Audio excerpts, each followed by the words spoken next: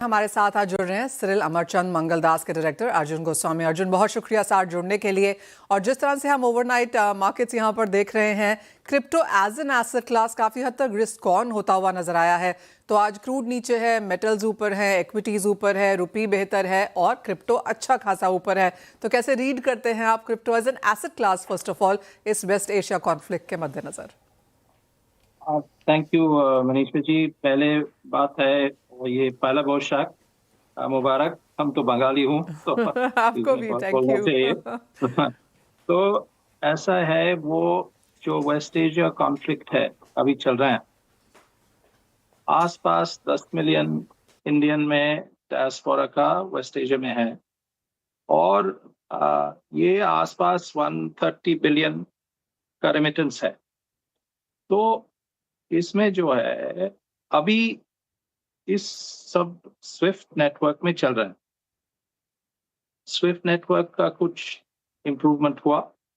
अगर ये इम्प्रूवमेंट का नॉटविथस्टैंडिंग डिले तो है, इनएफिशिएंसी है, रिस्क है, तो इस सिचुएशन में ये क्रिप्टो करेंसी स्टेबल कॉइन जो है, it has some advantages and it is a player in cross-border remittances, efficiency है।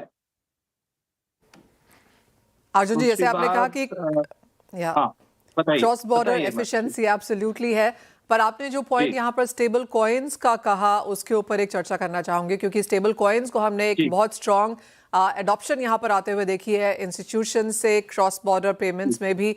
आप ओवरऑल ग्लोबल कैसे देखते हैं स्टेबल कॉइन्स की स्टैंडिंग, और इंडिया इन सबके बीच में कहाँ है?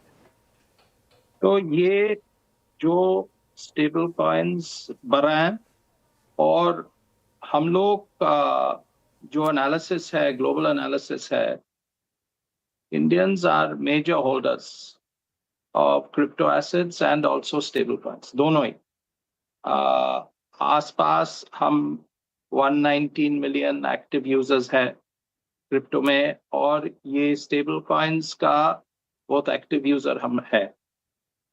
ग्लोबली ये अमेरिका का जो होता है अभी लेजिस्लेटिव रेगुलेटरी डेवलपमेंट्स, उसका it's giving it a further push.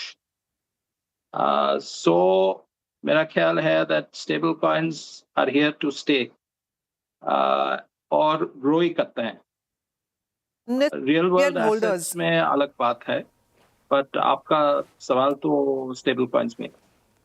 100 million holders आपने कहा इंडियंस हैं जब क्रिप्टो और स्टेबल कॉइन्स की यहाँ पर बात आती है। हायर टैक्सेस ने कुछ लोगों को डेटर किया है? हाँ, देखिए, हायर टैक्सेस जो TDS 1% है, 30% जो कैपिटल गेन्स है, उसका कुछ इफेक्ट है।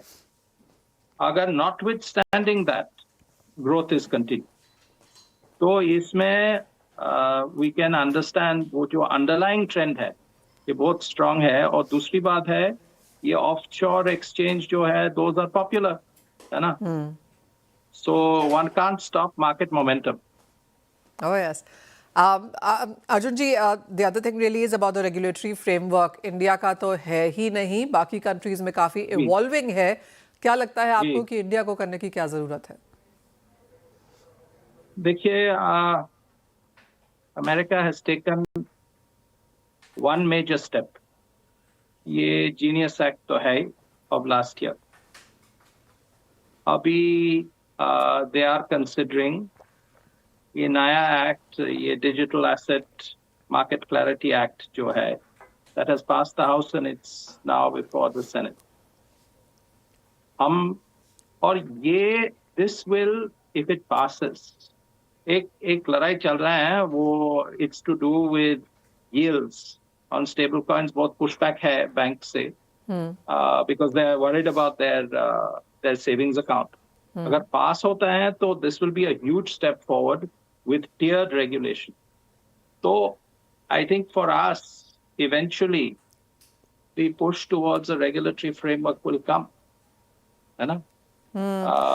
ये जो अभी जो चल रहा है, with no regulatory framework at all, and hoping that CBDC will strangle off everything else, that probably is not going to be a sustainable position long term.